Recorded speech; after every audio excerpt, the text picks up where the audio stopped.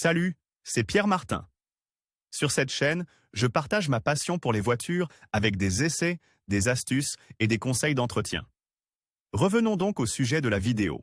La ZTL de Vérone est une zone fermée à la circulation normale et surveillée par des caméras spécifiques. Voici ce qu'il faut savoir pour la traverser sans risquer d'amende. Fonctionnement de la ZTL de Vérone. La zone à trafic limité de Vérone a été créée en 1997 pour limiter la circulation dans le centre historique de la ville. Dans cette zone, l'accès et la circulation des véhicules à roues sont limités à des heures prédéterminées, ainsi qu'à certaines catégories d'usagers. Les bicyclettes, les cyclomoteurs et les deux roues motorisées peuvent circuler librement, et des zones sont réservées au stationnement. Depuis 2005, cette ZTL est contrôlée par des portiques électroniques qui vérifient l'accès des véhicules afin d'identifier les véhicules non autorisés. Dans les rues que vous verrez ci-dessous, des caméras sont capables de cadrer les plaques d'immatriculation des voitures afin d'en prendre une photo qui est immédiatement envoyée au centre de contrôle des portiques de la police municipale. Ce cliché est immédiatement envoyé au centre de contrôle de la police municipale, où il est recoupé avec les données figurant sur les permis délivrés et, en cas de non-concordance, des sanctions sont prises. ZTL Vérone,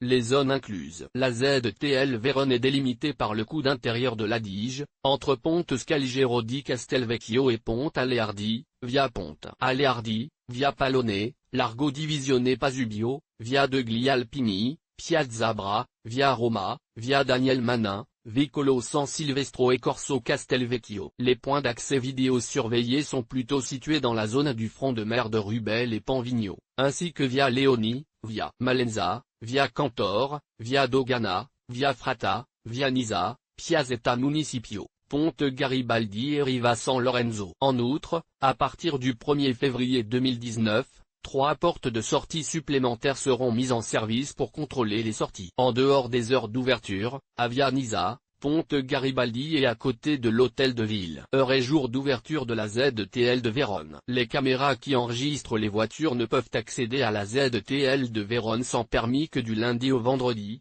de 10h à 13h. H30 plus de 16h à 18h, ainsi que les samedis, dimanches et jours fériés, de 10h à 13h30. En plus de ces accès, l'administration autorise le passage du lundi au vendredi, de 20h à 22h, à un maximum de 150 utilisateurs, préalablement enregistrés sur le portail dédié aux services de mobilité. Grâce à l'enregistrement, les utilisateurs pourront associer des voitures à leur profil, en saisissant un maximum de 2 plaques d'immatriculation, afin de pouvoir accéder à la ZTL jusqu'à 3 fois par mois, par plaque d'immatriculation. Pour ce faire, ils devront réserver un transit dans la ZTL, effectué le même jour. Les utilisateurs pourront également vérifier les accréditations et les réservations déjà effectuées, ainsi que les annuler sans les cumuler dans le total des 3 transits autorisés. Publié dans Dit la loi.